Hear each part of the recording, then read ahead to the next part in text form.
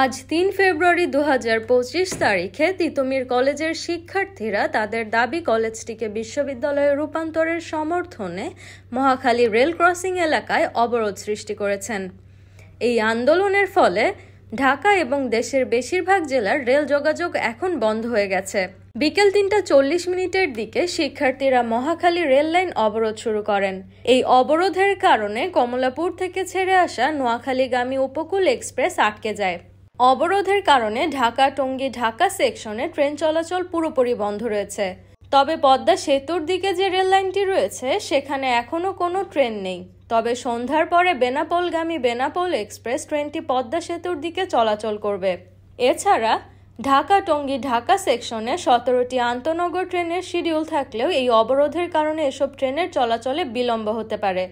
আজকের শিডিউল থাকা ট্রেনগুলোর মধ্যে রয়েছে Sirajganj express, Subarna express, Jamuna express, Chilahati express, Brahmaputra express, Chitra express, 11 Sindhur Godhuli, Drutojan express, Kurigram express, Mohanagar express, Lalmoni express, Upaban express, Haor express, Cox's Bazar express, Padma express, Turna express এবং পঞ্চগড় এক্সপ্রেস। এদিকে স্টেশন সূত্রে জানানো হয়েছে অবরোধের কারণে এই ট্রেনগুলো নির্ধারিত সময়ে ছাড়তে বিলম্ব হতে পারে।